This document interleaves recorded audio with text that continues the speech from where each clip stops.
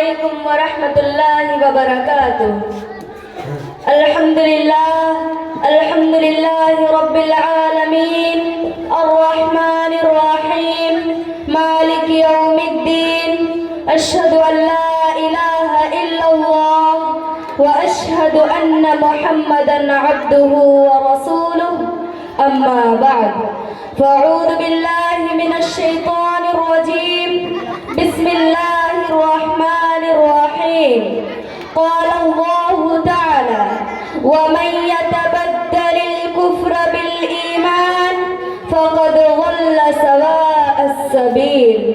قال الشاعر یا رب میرے خوابوں کی تعبیر عطا کر دے، یا رب میرے خوابوں کی تعبیر عطا کر دے، چند بے ربط سے جملوں کو مفہوم عطا کر دے۔ میں رات کا راہی ہوں ایک شمع عطا کر دے، میں رات کا راہی ہوں ایک شمع عطا کر دے، گویائی عطا کی ہے تاثیر عطا کر دے۔ صدر عالی وقار، حکم صاحبان، مشفق و مربی، اساتذہ کرام، جوکا و اطراف جوکا سے چل کر تشریف لائے ہوئے مہمانان اعظام اور میرے اسلامی بھائیوں اور بہنوں، آج کے اس سالانہ تقریری انعامی و مسابقتی پروگرام میں میرا موضوع خطابت ہے فتنہ ارتداد اور اس کا سد باب۔ قال الشاعر عشق قاتل سے بھی مقتول سے ہمدردی بھی، عشق قاتل سے بھی مقتول سے ہمدردی بھی، یہ بتا کس سے محبت کی جزا مانگے گا، سجدہ خالق کو بھی ابلیس سے یارانہ بھی، سجدہ خالق کو بھی ابلیس سے یارانہ بھی، حشر میں کس سے عقیدت کا صلہ مانگے گا۔ ایک ہنگامہ محشر ہو تو بھولو اس کو، ایک ہنگامہ محشر ہو تو بھولو اس کو، سینکڑوں باتوں کا رہ رہ کے خیال آتا ہے۔ معزز سامعین، مجھ میں تو جان بھی نہیں ہے، پھر بھی میں پوری جان لگا کر آپ سے کچھ کہنے کی جسارت حاصل کر رہی ہوں۔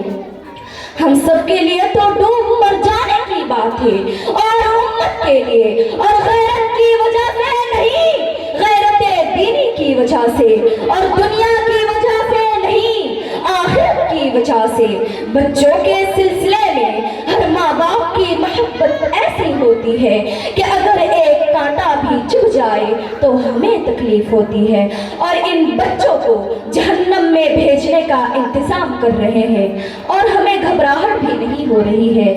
آج حالات بہت سنگین ہو چکے ہیں، ملک بھر میں مسلم لڑکیاں ہر دن بڑی تعداد میں بھگوا لت کا شکار ہو کر فتنہ ارتداد اختیار کر رہی ہے۔ اب تو ان لوگوں نے مدرسہ کی طالبات کو بھی اس کا شکار بنا لیا ہے۔ کون ہے اس کا ذمہ دار؟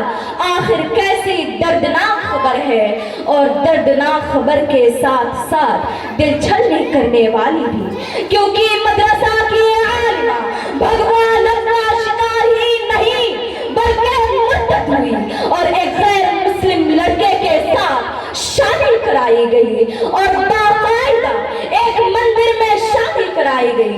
سنا ہے کہ معاملہ پولیس میں ہے، لیکن پولیس کیا کرے گی؟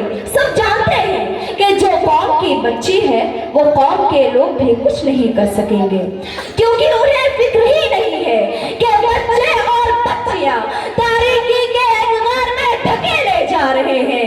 یہ واقعہ کوئی پہلا واقعہ نہیں ہے، اور ہاں کوئی آخری بھی نہیں ہوگا، کیونکہ ایک دوسرے کے مطابق ہمارے ملک میں روزانہ 15 سے 20 کیس ہو رہے ہیں۔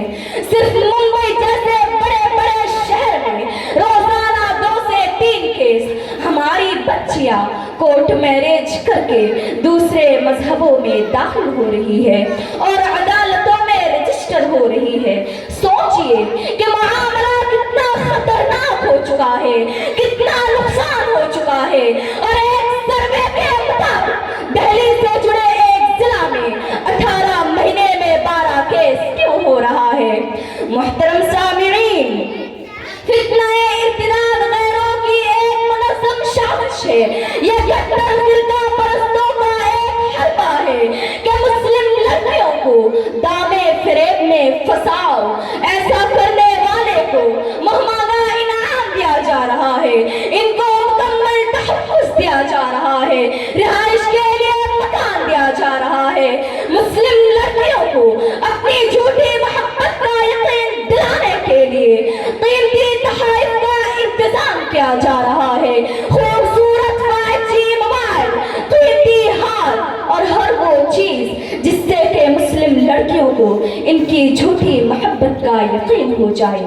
یہی تو وجہ ہے کہ کالج میں پڑھنے والی اور اعلیٰ ڈگریاں حاصل کرنے والی طالبات ان کا خصوصی شکار ہے، خاص طور پہ غریب گھرانے کی بچیاں جو بہت جلد ان کے گمراہ جال میں پھنس کر اپنی غیرت کھو بیٹھتی ہے، اور پھر یا تو جی بھر جانے پر انہیں مار دیا جاتا ہے یا پھر عصمت پرستوں کے اڈوں پر فروخت کر دیا جاتا ہے، جس کا سد باب کرنا بہت ضروری ہے۔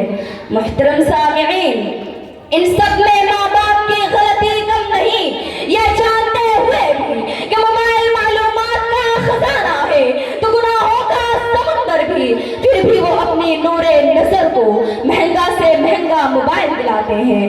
بچی دن رات موبائل پر اپنے دوستوں کے ساتھ مشغول رہتی ہے، انسٹاگرام، واٹس ایپ، فیس بک پر لائک اور ویڈیو شیئر کرتی ہے، اور انہی کو دیکھ کر کفار و مشرکین کے نوجوان ہماری بچیوں کو اپنے جانب راغب کرتے ہیں۔ اپنی بچیوں کی حفاظت کیجیے۔ کالج گراؤنڈ میں، فنکشن ہال میں، پارکوں میں تتلیوں کی طرح منڈلانے والی ہماری نادان بچیاں کفر و شرک کے ان ہیروز کے جھانسے میں آ کر کہیں اپنی زندگی کے ساتھ ساتھ اپنی آخرت بھی تو برباد نہیں کر رہی۔